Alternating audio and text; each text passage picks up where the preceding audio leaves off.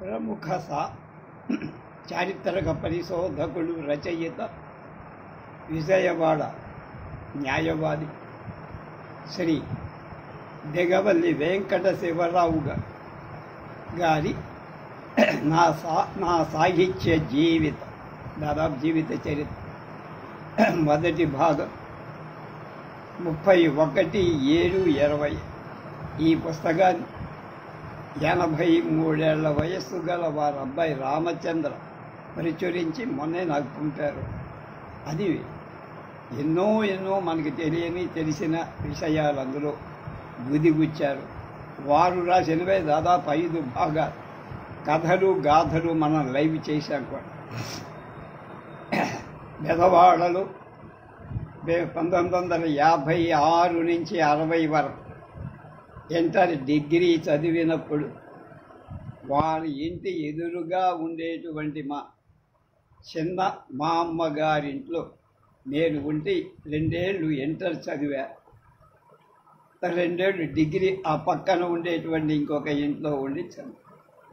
ఆ సందర్భంలో శివరావు గారు పెద్ద అబ్బాయి కాలేజీలో డిగ్రీ అయిపోయిందో చివరిలో ఆయన ఒక కాలేజీ డిబేట్లో లేదా ఎలక్ట్యూషన్ కాంటెస్ట్లో పరీక్షల గురించి వాడు ఇచ్చారు subject. Examinations are the botheration for Indian nation అని ఆయన మొదలు పెట్టారు. అది నాకు ఇప్పటికీ జ్ఞాపకం. ఎన్నేళ్ళని 56 అంటే ఎన్నేళ్ళు, అది 44, 70 ఏళ్ళు సుమారుగా. ఆ తర్వాత వాళ్ళ అబ్బాయి అతని పేరు సూర్యం అనుకుంటా. అతను నేను మా కజిన్స్ ఉండేవాడు, సూరి రాధాకృష్ణమూర్తి, గళమకన్ని శోభనాద్రి రామ్మూర్తి, వీళ్ళు ముగ్గురం, మేము, ఇతను, అలాగే సోమేశ్వరరావు గారని మున్సిపాలిటీలో హెల్త్ ఇన్స్పెక్టర్ ఏదో వాళ్ళ అబ్బాయి. మేమంతా సాయంకాలం కాలేజీ అవ్వగా బజార్లంబడి తిరుగుతూ వాళ్ళ దగ్గర అందరం కలిసి హోటల్లో టిఫిన్లకు చేస్తూ రాత్రి 7 గంటల దాకా తిరిగి వస్తుంటే ఇవన్నీ మన రామచంద్ర గారు నాకు ఒక పుస్తకం పంపించినప్పుడు జ్ఞాపకం చేసుకున్నాం. ఆయన లయోలా కాలేజీ స్టూడెంటు, మేమంతా ఎస్ఆర్ఆర్ కాలేజీ స్టూడెంట్. అలాంటి మహానుభావుడి జీవిత చరిత్ర, సాహిత్య యాత్ర జీవితం గురించి ఇవాళ మనం తెలుసుకుంటున్నాం.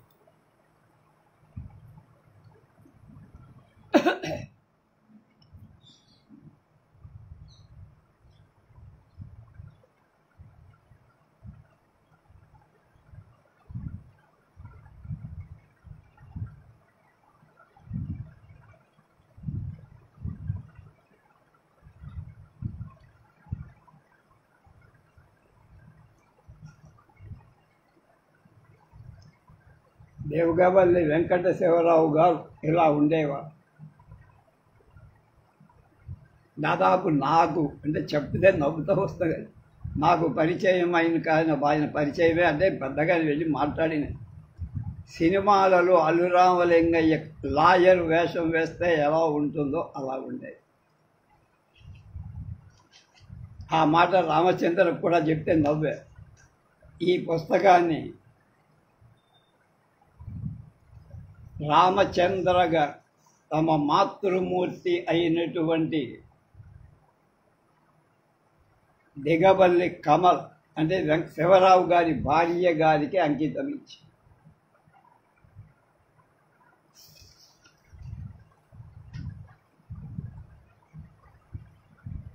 దీనికి ముందు మాట రాసిన వారు నాగసూరి వేణుగోపాల్. శివరావు గారి గురించి నేను నరసభారతి ఒక పుస్తకం తెచ్చాము, ఆంధ్ర విజ్ఞాన శాస్త్రవేత్త. ఈయన భాషా విజ్ఞాన చారిత్రక విజ్ఞాన శాస్త్రవేత్తగా ఆయన్ని తీసుకొని ఆయన గురించి నాకు దొరికిన ఎక్కడెక్కడ ఏం దొరికిందో అందులో కుప్పించా, సేకరించి నేనేం నాకు తెలియదు అది సేకరించి అది ఆయన చదివారు ఎక్కడో రామచంద్ర గారు. అందుకని నా నంబర్ తీసుకొని ఫోన్ చేసి, లేదా నాగేశ్వరి గారు కూడా చెప్పుకుంటారు.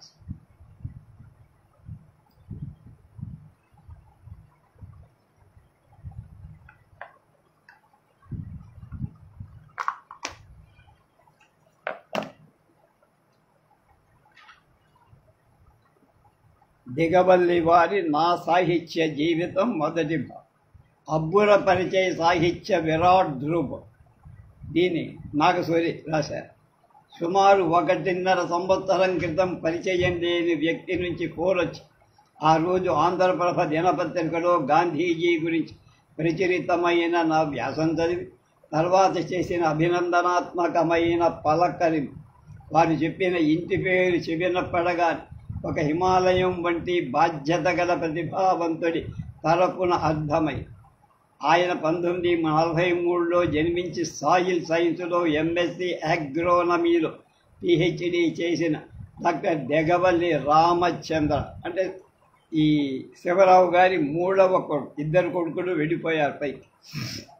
8-10 రామచంద్ర గారు లైబ్రరీకి వెళ్ళి తెలుగు దినక పత్రికల ఎడిట్ పేజీలను చదివి నచ్చిన వ్యాసం రాసిన రచయిత కాంటాక్ట్ నెంబర్ నోట్ చేసుకొని ఫోన్ చెయ్యగలగటమని, ఆయనకున్న ఓపికను మాత్రమే కాదు సమాజం పట్ల ఆర్తిని బాధ్యతను కూడా వివరిస్తారు.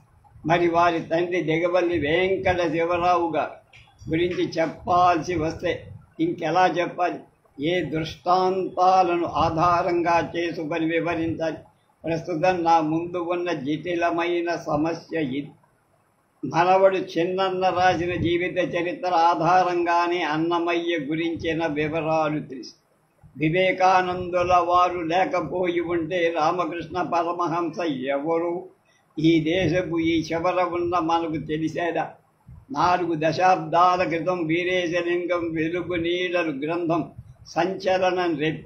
దానికి కారణం అది కందుకూరి వీరేశలింగం గురించి కావు, అది కూడా విమర్శనాత్మకంగా సాగటం. అంతకు మించి ఆ గ్రంథం గురించి ఆంధ్రజ్యోతి సచిత్ర వార పత్రికలో పురాణం సుబ్రహ్మణ్య శర్మ దాన్ని ప్రముఖంగా ప్రచురించటం వల్ల భారతీయులకు జ్ఞాపక శక్తి తక్కువ, దీన్ని పట్టించుకోకపోవటం ఎక్కువ. ఈ విషయంలో తెలుగువారు ఏమాత్రం మినహాయింపుగా 3 ఆకులు ఎక్కువే. దిక్కుమాదిన పనులు చేసిన ఘనాతి ఘనులని అనతి కాలంలో క్షమింపజేసి ఓటు వేయగలగడం ఒక్క భారతీయ ప్రజాస్వామ్యపు పౌరుడికే సాధ్యం. అవినీతిలో కూరుకుపోయి అల్పమైన పనులు చేసి దారుణమైన ద్రోహాలు చేసిన వారినే సులువుగా మర్చిపోయినప్పుడు మంచి చేసిన ప్రయోజనకరమైన పనులు సాధించిన వాడు ఎలా గుర్తుపెట్టుకుంటాం మనవాడు? ఇటువంటి నేపథ్యంలో దిగబల్లి వెంకట శివరావు వంటి వారు నిశ్శబ్దంగా చేసిన గొప్ప కార్యాలు ఎలా గుర్తుంటాయి? కనుక శివరావు అంటే గట్టి చరిత్ర పరిశోధన చేసిన వ్యక్తిగా మాత్రమే, కానీ వారు ఘనమైన దేశభక్తి, బాగా రాణించిన న్యాయవ, గట్టి చరిత్ర పరిశోధన, పాండిత్యం గల సాహితీవేత్త, ఉభయ భాషలెరిగిన పత్రిక అనువాదకుడు, రాజకీయ నాయకులు, ఇంకా దిగబల్లి వెంకట శివరావు అముద్రిత రచనలు సేకరించి పరిష్కరించి సంకలనాలుగా అందుబాటులోకి తెస్తున్నారు. వారి 3వ కుమారుడు డాక్టర్ రామచంద్ర దశాబ్ది కాలంగా స్వీయ చరిత్రను రాసుకోవటానికి ఇష్టపడని శివరావు తన పితామహుడు తిమ్మరాజు పంతులు గారి జీవిత చరిత్ర రాశారు. దానికి తండ్రి గారి డైరీలను భూతంగా తీసుకు దీన్ని పరిష్కరించి ఈ పుస్తకంగా 2022లో రామచంద్ర వెలువరించి జ్ఞాపకాలు అభిప్రాయాలు అన్న శీర్షికత దిగబల్లి శివరావు రాసుకున్న రాత ప్రతుల బుత్తులలో విన్నంత కన్నంత తెలిసినంత మొదటి భాగం 2023 మార్చి నెలలో ఈ పుస్తకంగా వెలువడి దానికి కొనసాగింపుగా 2023 నవంబర్ 2వ భాగాన్ని 24 ఆగస్టులో 3వ భాగాన్ని వెలువడి. ఈ మొత్తం 3 కలిస్తే రమారమి 600 పేజీలు. దిగబల్లి శివరావు పితామహుడు తిమ్మరాజు బ్రిటిష్ ప్రభుత్వంలో పనిచేసిన వ్యక్తి. తిమ్మరాజు జీవిత చరిత్రలో కేవలం ఆయన జీవిత విశేషాలే కాక మరెన్నో ఆసక్తికరమైన అవసరమైన విషయాలెన్నో కనిపిస్తాయి. ఉదాహరణకు అనుబంధంలో అప్పటి రెవెన్యూ కార్యాలయాల్లో పనిచేసే ఉద్యోగుల క్యాడర్ పేరు, సంఖ్య వగైరా కూడా ఇస్తారు. అలాగే చన్నపట్నం గురించి ఒక అధ్యాయం మాత్రమే కాక అక్కడక్కడా కనపడు. ప్రతి ఏటా జరిగే జమాబందీ గురించి వివరించే చోట జమాబందీ సంబంధించి కందూరి దాసన్న కవి రచించిన దండకం గురించి ప్రస్తావిస్తారు. ఆ మాటకొస్తే డాక్టర్ రామచంద్ర ఈ మధ్య పరిష్కరించి సంకలనం చేసి మిగతా 3 పుస్తకాలు ఎంతో అపురూపమైన సమాచారం మూటగట్టుకొని మన ముందు నిలుస్తున్నాయి. దిగబల్లి గారి పరిశోధన పాండిత్యం, విశ్లేషణ, విమర్శ ఎలా ఉంటుందో చూడు. కాంగ్రెస్ దేశ స్వాతంత్రం సంపాదించలా.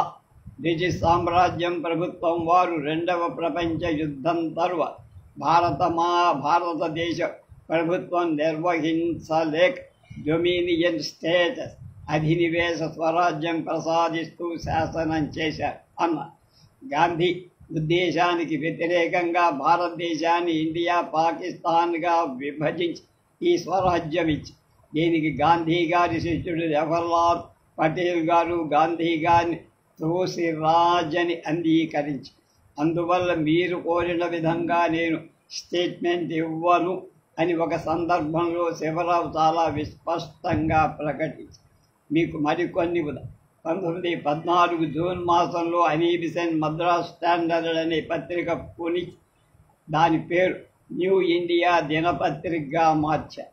1890 October 1 governor east Coast railway ప్రారంభించి స్వయంగా న్యాయవాదైన ప్రఖ్యాత గాయకుడు బందా కనకలింగేశ్వరరావు అనుమతి లేకుండా బసవరాజు అప్పారావు రచించిన పాటల గ్రామ్ఫోన్ రికార్డుగా ఇవ్వటం వలన ఆ కేసును బసవరాజు రాజ్యలక్ష్మ తరపున దిగవల్లి శివరావు 1935 డిసెంబర్లో చేపట్టారు. టంగుటూరి ప్రకాశం పంతులు 1927 1 ఆగస్టు 26న స్వరాజ్య పేరు ఆంగ్ల దినపత్రిక మద్రాసులో బ్రాడ్వే నుంచి ప్రారంభించి జూన్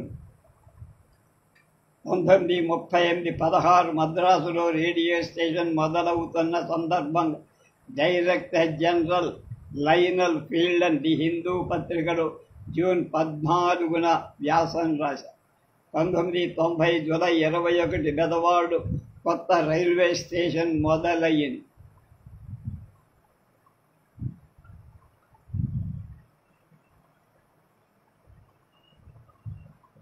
ఇలాంటివి చాలా చెప్పచ్చు.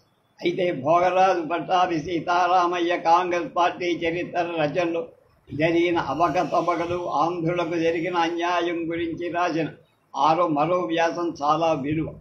అలాగే జాతీయ కాంగ్రెస్ ప్రారంభం నాటికి అంటే 1880 ప్రాంత ఆంధ్ర ప్రముఖులు అంటూ రాసిన మరో వ్యాసం ఇంకా అపురూపం.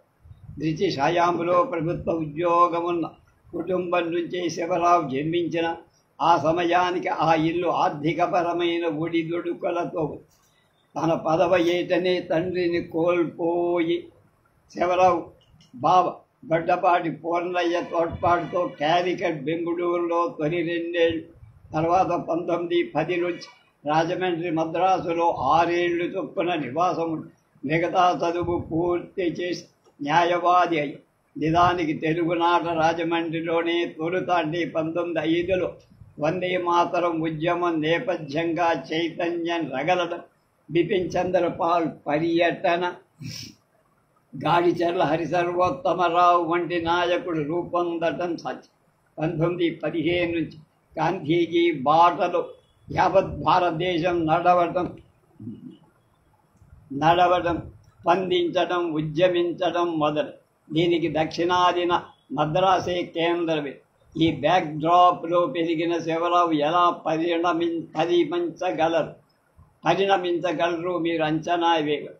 దిగవల్లి శివరావు మద్రాసులో విద్యార్థిగా ఉన్న 1916లో చేసిన తొలి రచన హత్యాఛాయ నార్వేజియన్ నవల ఆధారంగా రచించింది జమీందారుల కథ. ఈ నవల 1929లో నీలాపనిందగా ప్రచురించబడి 1922లో బెదవాడ నుంచి తన న్యాయవాద వృత్తిని ప్రారంభించటంలో ప్రజా జీవితం, సాహిత్య కృషి, చరిత్ర పరిశోధన ఉవ్వెత్తున కొనసాగి అలాగే ఆ మరుసటి సంవత్సరం ప్రకాశం పంతులు కోరిక మేర ఆయనే నిర్వహించిన స్వరాజ్య ఆంగ్ల దినపత్రికలో స్పెషల్ కరస్పాండెంటుగా చేరారు. పోతన వేమనల యుగం పుస్తకం 1924లో వెలువడగా దక్షిణాఫ్రికా చరిత్ర, అక్కడ గాంధీ సాగించిన సత్యాగ్రహ పోరాటం సంబంధించి దక్షిణాఫ్రికా పేరున 1928లో గ్రంథం వచ్చి దీనికి గాంధీజీకి అంకితం ఇవ్వడం విషయం. మరొక విలువైన ప్రయత్నం అమెరికా దేశపు హరిజనుల దగ్గర నీగ్రో బానిసల ఘోర స్థితిని లోకానికి వెల్లడించి బానిసత్వం రూపుమాపటానికి తోడ్పడి అంకుల్ టామ్స్ క్యాబిన్ అనే మార్కెట్ ట్వెయిన్ రచన సుప్రసిద్ధ ఆంగ్ల నవల తెలుగు అనువాదంచే కాకాని వెంకటరత్నం 1966 అక్టోబర్ 10 ఆంధ్రజ్యోతి దినపత్రికలో రాసిన వ్యాసంలో విజయవాడ కేంద్రంగా దిగవాలి శివరావు ఆనాటి తెలుగు ప్రాంతపు స్వాతంత్ర పోరాట యోధులకు ఏ విధంగా పైకి కనపడకుండా కృష్ణ భగవానుడు పాండవులకు దోహదపడినట్టు ఊతంగా నిలిచారో గొప్పగా ప్రస్తుతించారు. దీనికి కారణమేమిటో శివరావు గారి మాటల ద్వారానే విందాం. 1930లో ప్రచురింపబడిన దిగవల్లి శివరావు పుస్తక సత్యాగ్రహ చరిత్ర, నిర్భాగ్య భారతం, దరిద్ర నారాయణీయం, విదేశీ వస్తు బహిష్కారం, బ్రిటిష్ వస్తు బహిష్కారం, బార్జోలీ సత్యాగ్రహం, సత్యాగ్రహ బోధిని, దేశభక్తి గీతాలు, పాటలు, పద్యాలతో కూడిన పాంచజన్యం, ఆంధ్ర పౌరుషం. అంతవరకు గాంధీ మహాత్ముని సహాయ నిరాకరణ సత్యాగ్రహ ఉద్యమం గురించి, ఆయన తలపెట్టిన నిర్మాణ కార్యక్రమాల గురించి, బ్రిటిష్ పాలన వల్ల భారతీయులకు సంభవిస్తున్న కష్టాల గురించి వివరించే పుస్తకాలు లేనే లేవు. కాంగ్రెస్ సేవకులు ఆంధ్రపత్రిక, కృష్ణాపత్రికలలో ఈ వ్యాసాలు చదివి తమకు తోచిన విధంగా ఉపన్యాసాలు ఇచ్చారు. కాంగ్రెస్ కార్యక్రమాలు వారు అర్థం చేసుకొని జనసామాన్యానికి వివరించి చెప్పటానికి వీలుగా ఈ చిన్న పుస్తకాలు రచింపబడి, వీటితో పాటు నా మిత్రుడు చెరుకుపల్లి వెంకటప్పయ్య రచించినటువంటి త్రాగుడు మానుట అనే చిన్న పుస్తకం, మరో 2 చిన్న పుస్తకాలు పశ్చిమ కృష్ణా జిల్లా జాతీయ సంఘం వారు కొన్ని వేల ప్రతులను ముద్రించుకొని ఒక అణాకు విక్రయించేవారు, కార్యకర్తలకు ఉచితంగా ఇచ్చేవారు. ఈ పుస్తకాలు కాంగ్రెస్ సేవకుల అమూల్యమైనవిగా చాలామంది కాంగ్రెస్ నాయకులు అభిప్రాయపడిన ఈ పుస్తకాలను చూసి పశ్చిమ గోదావరి, తూర్పు గోదావరి, గుంటూరు కాంగ్రెస్ సంఘాల వాళ్ళు కూడా ఇటువంటి చిన్న పుస్తకాలు ప్రచురించి ప్రచారం చేశారు.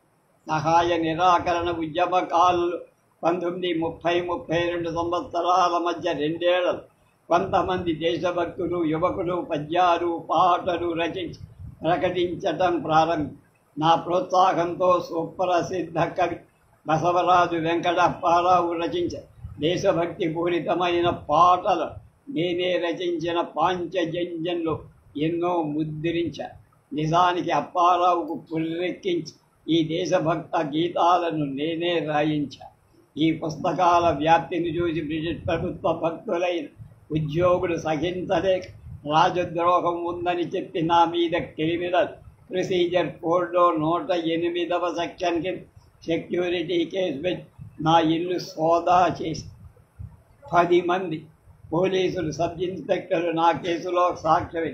రాజవెల్లూరు జైల్లోని కాంగ్రెస్ ప్రముఖులు పోలీస్ ఎస్కార్టులో నా సాక్ష్యం నిమిత్తం తీసుకెళ్ళి, అయితే ఈ కేసులో గవర్నర్ కౌన్సిల్ శాంక్షన్ లేని కారణంతో జాయింట్ మేజిస్ట్రేట్ పరిహసించారు. అప్పుడు మళ్ళీ నెల తిరగకుండా పోలీస్ వారు గవర్నర్ శాంక్షన్తో నా పైన కేసు. ఇంతలో 1931 జనవరిలో జరిగిన గాంధీ ఇర్విన్ ఒప్పందం కారణం నా పైన కేసును ఉపసంహరించడానికి ప్రభుత్వం గవర్నమెంట్ ఆర్డర్ జారీ చేయగా ఉపసంహరి. ఈ స్థాయిలో శివరావుగా సమాజం కోసం మమేకం కాబట నేపథ్యం ఏమిటో ఆయనే చెప్పారు. ఇంగ్లీషులోని విజ్ఞానం తెలుగులో దేశీయుల తెలియగలందులకు దేశ భాషలలో గ్రంథాలు వ్యాసాలు రచించి ప్రచురించడం విద్యావంతుల ముఖ్యమైన బాధ్యత అని గాంధీ మహాత్ముడు 1919 సంవత్సరంలో యంగ్ ఇండియా పత్రికలో రాశారు. ఆయన ఆదేశానుసారం ఉడతా భక్తిగా నేను చాలా పుస్తకాలు వ్యాసాలు రచించి ప్రకటించా. ఆచార్య ఎన్జీ రంగాల నిడుబ్రోలో నిర్వహించిన రైతు పాఠశాల దిగబల్లి శివరావు రాసిన పుస్తకాలు టెక్స్ట్ పుస్తకాలుగా నిర్దేశించటమే కాదు, శివరావు ఉపన్యాసాలు ఇవ్వటానికి ఆహ్వానించారు. రచనలు, వాటి రచనకి సంబంధించిన ఈ కాలం ప్రభావం గురించి కూడా శివరావు ఇలా అన్నారు. గాంధీ మహాత్ముడు భారత జాతి నవ చైతన్యం ప్రసారించారు. దేశమంతటా స్వాతంత్రాభిలాష వ్యాపించింది. కానీ ప్రజాసామాన్యానికి స్వపరిపాలన వల్ల కలిగేదేమిటో తెలియదు. వాటిని తెలియజెప్పటం ఆనాడు ఎంతో అవసరమై ఉండేది. ఈ కార్యాన్ని శివరావు బాగుగా నిర్వహించారు అని నా పుస్తకాల గురించి వాసిరెడ్డి దుర్గా సదాశివేశ్వర ప్రసాద్ జయంతిపురం రాజా తమ అభిప్రాయాన్ని వెల్లడి. ఈ చిన్న పుస్తకంలో భారతదేశ రాజకీయ ఆర్థిక చరిత్రాన్ని పరిస్థితుల పరిశ్రమలు ఎలా నాశనం చెయ్యబడ్డాయి చరిత్ర ఆధారాలతో వివరించబడి భారతదేశంలో గల రాజార్హత ఉద్ఘాటింపబడినట్లయి నేను రచించిన గ్రంథాలు అన్ని భారతదేశ పౌరులకు రాజకీయ పరిజ్ఞానం కలిగించే గ్రంథాలే అని కాంగ్రెస్ నాయకులు ప్రశంసించారు. ఆంధ్రపత్రిక పాఠకులు కథలు గాథలు అనే శీర్షిక ద్వారా దిగవల్లి శివరావు గారు చేసిన రచన 1944 గ్రంథ రూపం పొందే. ఇక్కడ ఒక ఆసక్తికరమైన విషయం, 1943 డిసెంబర్ 27 ఆంధ్రపత్రిక సంస్థ యజమాని సంపాదకుడు శంభుప్రసాద్ తన చేతి రాతతో ఉత్తరం రాస్తూ తమ వ్యాసాలు విసుగు కలిగిస్తున్నవేమో అని తమకు సందేహం ఏల కలిగిందో మీకు తెలియకపోవచ్చు. మీ వ్యాసాలను మెచ్చుకున్నట్లుగా మరి వేటిని ఎవరు మెచ్చుకోవటం లేదు. మిమ్మల్ని నేను మా మాసపత్రిక మూల స్తంభంగా ఎంచుకుంటున్నా. మీరు రాసినవన్నీ ప్రకటిస్తా, మీ దగ్గర ఉన్నవన్నీ పంపండి అని ప్రకటించడం చిన్న విషయం కాదు, అపూర్వం. తర్వాత దశలో ప్రసిద్ధ సంపాదకుడు నార్ల వెంకటేశ్వరరావు కూడా శివరావు గారి పట్ల విశేషమైన గౌరవం ఆయన వ్రాసిన వ్యాసాలు తన పత్రికలలో ప్రకటించి ఆంధ్రపత్రిక ప్రభా కంటే ముందు కృష్ణాపత్రిక కూడా అంతే గౌరవాన్ని ఇస్తూ ప్రకటించి అధినివేశ స్వరాజ్యం క్రౌన్ సైజులో 230 ఫోటోలు గల గ్రంథం ఇంగ్లాండ్, కెనడా, దక్షిణాఫ్రికా, ఆస్ట్రేలియా, న్యూజిలాండ్ రాజ్యాంగాలు అవి స్వరాజ్యం పొందే నాటికి వాటి స్థితిగతి, భారతదేశ ప్రజలకు గల స్వరాజ్య అర్హత, ఫెడరల్ రాజ్యాంగ విధానం, ప్రమాణ ప్రాతినిధ్యం, ప్రజాప్రభుత్వం, ఫెడరల్ విధానం వంటి విషయాలను వివరించిన ఈ గ్రంథంపై ఆంధ్రపత్రిక సంపాదకీయమే రాసి ప్రశంసించి మిగతా రచనలు పరిశీలిస్తే అవి ఇలా ఆంగ్ల రాజ్యాంగం, సహకార వస్తు నిలయ ఉద్యమం, భారతదేశ స్థితిగతులు, వివిధ దేశాల స్థితిగతి లెక్కలు, స్టాటిస్టిక్స్, నూతన ఇండియా రాజ్యాంగం, ఫెడరేషన్ నిజస్వరూపం, బ్రిటిష్ ఇండియా చరిత్ర, భారతదేశంలో బ్రిటిష్ రాజ్యతంత్రం 1938లో ఇది మొదట the British rule in India అని ఆంగ్ల శీర్షికతో 440 పేజీలు, ఇంకోటి 345 పేజీల బ్రిటిష్ రాజ్యతంత్రం. అదే సంవత్సరంలో రెండూ కలిపి 820 పేజీల ఒకే సంపుటిగా వచ్చి ది క్రిస్టియనైజేషన్ ఆఫ్ ఇండియా 40 పేజీల పెద్ద పరిశోధనాత్మక ఆంగ్ల సన్యాసుల స్వాతంత్ర సమరాలు 1763-1775.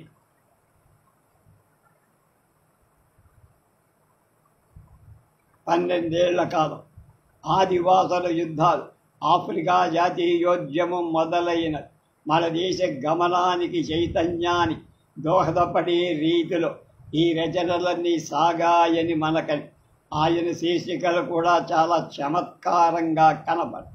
ఉదాహరణ, విస్సన్న చెప్పింది వేదం, విన్సెంట్ స్మిత్ వ్రాసింది చరిత్ర, 1941 మే నెల 14వ తేదీ బ్రిటిష్ రాజ్యతంత్ర చరిత్రను గురించి ఆంధ్ర సచిత్రమాల పత్రికలో శివరావు మొదలైన వ్యాస పరంపర వైజ్ఞానిక దాస్యమని కూడా ఒక సుదీర్ఘమైన వ్యాసానికి శీర్షికగా ఉంది.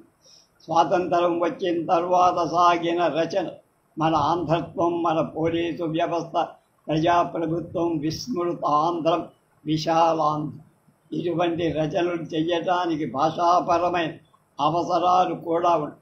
వాటిని కూడా గమనించిన శివరావు రాజకీయ, ఆర్థిక, న్యాయశాస్త్ర పదాల అర్థంలో వివరణ, నిర్వచనాలు చేర్చి కొన్ని ముఖ్య విషయాలను గురించి విపుల వ్యాఖ్యలతో సహా ఒక నిఘంటు వ్యవహార కోశం పేరుతో 1931 జనవరి 5న ప్రచురించి ది సైంటిఫిక్ గ్లాసరీ, శాస్త్ర పరిభాష, ఇంగ్లీష్ తెలుగు డిక్షనరీ కూడా అపురూపమై, అలాగే టెక్నికల్ అండ్ సైంటిఫిక్ ఇంగ్లీషు పారిభాషిక పదం, సైంటిఫిక్ టర్మ్స్ అనే ఇంగ్లీష్ పేరుతో గాడిచర్ల హరి సర్వోత్తమరావు జిహెచ్ఎస్ పేరుతో 1937 మే 9వ తేదీన వివరణాత్మకమైన ఆంగ్ల వ్యాసాన్ని ద హిందూలో ప్రచురి. ఇన్ని విషయాలు చెప్పిన తర్వాత దిగవల్లి శివరావు రచన నా సాహిత్య జీవిత సంకల ఎంత విలువైందో వేరుగా చెప్పాల్సిన పని. ఈ పుస్తకం ఎలక్ట్రానిక్ పుస్తకంగా వస్తుంది. దీంతో కలిగిన సౌలభ్యం ఏమిటంటే కొన్ని అమూల్యమైన గ్రంథాల సాఫ్ట్ కాపీల లింకులు, ఆయా వివరాలు దగ్గరే అందుబాటులో ఉండవు. కనుక ఆసక్తి ఉన్న చదువరు ఆయా పుస్తకాలు చదవటము లేదా కనీసం చూడటము చేసే వెసులుబాటు కూడా. అలాగే శివరావు రాసిన విషయాలు, ఉటంకింపు, పుస్తక సమీక్షలు, పుస్తకాలకు సంబంధించిన ఇన్నర్ కవర్ పేజెస్ మొదలైనవి కూడా పొందుపరచడం చదువరికి రిలీఫ్గా ఉంది. దిగవల్లి శివరావు చేతి వ్రాత ఎలా ఉంటుందో కూడా ఆయా సందర్భాల్లో మనకు అయితే ఆయా అక్షరాలను గుర్తించడానికి రామచంద్ర చేసిన భగీరథ ప్రయత్నం ఎంతటిదో పాఠకులకు పూర్తిగా తెలుసుకునే అవకాశం ఉంది. కనుక ఇటువంటి అమూల్య సంపద మళ్ళీ మనకు అందజేసిన డాక్టర్ రామచంద్ర చేపట్టిన కార్యం బృహత్తరమై, నా వరకు నేను పుస్తకానికి ముందు మాట రాయాలనే నెపంతో ఈ 3 ఏళ్లలో వెలువడిన 4 పుస్తకాల పలు రకాల చదువు ఆనందిస్తూ అబ్బుల తెలుగులో క్రియేటివ్ రచనలు చేసిన కొందరు ప్రముఖుల సమగ్ర రచన పునర్ముద్రణ దొరుకుతుంది. స్వాతంత్ర పోరాటం, దానికి దోహదపడే న్యాయవాద సామర్థ్యం, ఈ రెంటిని అనుసంధానించే రీతిలో సాగిన జర్నలిజం, ఈ మూటిని కలగలిపి సమాజానికి అవసరమైన పద్ధతిలో చేసిన పుస్తక రచన ఎంత అద్భుతమైన మేళవింపు. ఏకకాలంలో పలు రంగాలలో గొప్పగా కృషి చేయడం ఖచ్చితంగా పరిమితి కానిక. అయితే దాన్ని గమనించడం, ఆ స్ఫూర్తిని అందుకోవడం, దాన్ని దాచుకోవడం మన బాధ్యత. మనం ఈ లక్షణాలు కోల్పోవటం మన జాతి దౌర్భాగ్యం. పెద్దలు దిగవల్లి శివరావు జీవితాన్ని క్రమబద్ధమైన కృషి క్లుప్తంగా సమగ్రంగా చెప్పే మోనోగ్రాఫ్ తక్షణ అవసరమని నాకు అనిపిస్తుంది. నాగసూరి వేణుగోపాల్, ఆకాశవాణి పూర్వ సంచాలకుడు, ప్రముఖ రచయిత. పీఠిక తగిన వేషంబు తనదాను పొగడ కొన నొచ్చెయును కీడు బలుకని ఇచ్చి వగవ కునికి తనకెంత గళకునన్ను పదము తప్ప కుండువడయు దప్ప కుండుటయు అన్న పదము తప్పకుండుటయు నలవడి మెప్పు సేయి. మళ్ళ తగిన వేషంబు తనుదాను పొగడ కొనిమి నొచ్చియు కీడు బలుకని ఇచ్చి వగవ కునికి తనకెంత గడకు నన్ను అధము తప్పకుండుటై. తనకెంత గడకు నన్ను పదము తప్పకుండుటై నడవడి మెప్పుసే అని తిక్కన సోమయాజిగా ఆంధ్ర మహాభారతంలో నా సాహిత్య జీవితాన్ని కూర్చి వ్రాయటం తదనుగంగా పొగడు కొనడం అనే సందేహం వల్ల రాయల. నన్ను గూర్చి నేను చెప్పుకోక నన్ను గురించి ఇతరులు చెప్పినవి రాసి, మా వంశాలను గురించి, పితామహుల గురించి, మా పెద్ద తండ్రి గారి గురించి నేను ప్రత్యేకంగా 2 గ్రంథాలే రాసి, మా తల్లిదండ్రుల గురించి, బంధువుల మిత్రుల గురించి నా జ్ఞాపకాలు కూడా రాసి, నా సాహిత్య జీవితాన్ని గురించి వ్రాయమని మిత్రులు చాలామంది కోరిన చాలా కాలం రాయ. ఇప్పటికీ 4 ఏళ్ల కింద చెరుకుపల్లిలో ఉండక నా సాహిత్య జీవితాన్ని గురించి వ్రాసి ఉంచడం మంచిదని తోసి రాయటం ప్రారంభించా. కానీ దాన్ని పూర్తి చేయాలి. నన్ను గురించి డాక్టర్ అక్కిరాజు రమాపతిరావు 20/12/1977 ఆంధ్రప్రభలో ఒక పెద్ద వ్యాసమే రాశారు. ఆ పేజీనంతా నిండి పతాక శీర్షికతో ప్రకటింప. నేను హైదరాబాదు వెళ్ళిన శ్రీ తిరుమల రామచంద్ర గారు పీఠికలో ఇక్కడ దాకా రాసిన సమాచారాన్ని వారు 14/2/1981 తేదీ చెరుకుపల్లిలో రాశారు. పీఠికలో తదుపరి భాగాన్ని హైదరాబాదులో 10/10/1985 వ్రాసినట్టు తారీఖు 1921 నుంచి విజయవాడ వాస్తవ్యులైన నాన్నగా 1981 సంవత్సరం నుండి హైదరాబాదులో మా అన్నగారింట ఉంటూ కొన్నాడు. నా వద్ద చెరుకుపల్లి వచ్చా. ఆ సమయంలో పీఠిక అప్పటిదాకా వ్రాసి ఉండవు. వారి వ్రాత ప్రతికి శుద్ధ ప్రతిని 1985-86 డాక్టర్ గూడూరి నమశివాయ గారు చేశారు. అంచేత వారి అసలు చిత్త ప్రతి 1980లో మొదలు పెట్టబడి ఉండదు. 1 గంట నాతో మాట్లాడారు ఎవరైనా. ఇందాక చెప్పామే తిరుమల రామచంద్ర. ఆయన 11/7/1980 నన్ను నా రచనలు ప్రశంసిస్తూ ఆంధ్రపత్రిక వారపత్రికలో వ్యాసం. నేను హైదరాబాద్ నుంచి విశాఖ వెళ్ళి బెదవాడ వచ్చాక వ్యాసం సంగతి తెలిసి ఈ 2 వ్యాసాలు నన్ను గురించి, నా సాహిత్య కృషి గురించి వ్రాయబడిన సంగతులు చూసి నేను ఆశ్చర్యం. నాకు సంతోషం, సంతృప్తి కలిగిన మాట నిజం. నేను 1981 ప్రారంభంలో మా పెద్దబ్బాయి ఇంట్లో ఉండ కృష్ణదేవరాయ ఆంధ్ర భాషా నిలయ కార్యదర్శి మాదిరాజు లక్ష్మీ నరసింహారావు తన గ్రంథాలయంలో మాడపాటి హనుమంతరావు గారి కుమారుడై సుకుమార్ గారి స్మారకోపన్యాసం ఇవ్వటానికి కుమార్ గారి తల్లి మాణిక్యాంబ గారు కొంత ధనం ఇచ్చారని వెంకటేశ్వర విశ్వవిద్యాలయంలో డాక్టర్ జిఎన్ రెడ్డి గారి నన్ను మరికొందరు ఉపన్యాసకులుగా ఎంచుకొన్నారని, నాకు ఇష్టమైన చరిత్ర విషయాల గురించి ఉపన్యాసం ఇవ్వాలని కోరారు. నేను 35/1981 సాయంత్రం 5:30 శ్రీ కృష్ణదేవరాయ ఆంధ్ర భాషా నిలయానికి వెళ్ళి దక్షిణ దేశ ప్రాచీన గ్రామ రాజకీయాల గురించి ఉపన్యసించి మన విశ్వవిద్యాలయ సాహిత్య అకాడమీ, తెలుగు అకాడమీల దేశ చరిత్ర పరిశోధన విషయంపై చూపుతున్న అశ్రద్ధ గురించి ఉపోద్ఘాతంగా తీవ్రంగా విమర్శ, ప్రాచీన దక్షిణ దేశ గ్రామాల ఆర్థిక రాజకీయ చరిత్రల గురించి 1.5 గంటల ఉపన్యాసం. ఆ సభకు మాదల వీరభద్రరావు గారు అధ్యక్షపై నా చరిత్ర పరిశోధనాన్ని ప్రశంసిస్తూ సభ తర్వాత కోదాటి నారాయణరావు గారి చేత నాకు శాల్వా కప్పించి 116 బహుమానించి నేను 1981 సంవత్సరం జూలై నెల 3వ అబ్బాయిగా ఉన్న ఈ చెరుకుపల్లి గ్రామానికి వచ్చి నాకు 84 వచ్చాయి. ఓపిక తగ్గింది. కానీ చరిత్ర పరిశోధన చెయ్యాలన్న ఉత్సాహం తగ్గి చిన్న అచ్చు గ్రంథాలు చదవటం కష్టం. ఈ స్థితిలో నేను చేసిన సాహిత్య కృషిని గూర్చిన జ్ఞాపకాల గ్రంథం చేయడం మంచిదనిపించి అప్పుడు ఈ రచన సాగించా. అనుకున్న దానికంటే బాగానే వచ్చి హైదరాబాద్ 10/10/1985 డి వెంసి దిగవల్లి వెంకట శివరావు. తర్వాత రేపు ఈ పుస్తకానికి సంపాదకుడైన ఆయన 3వ కుమార్ డాక్టర్ దిగవల్లి రామచంద్ర చెప్పిన మాటలు ఏమిటో రేపు తెలుసు.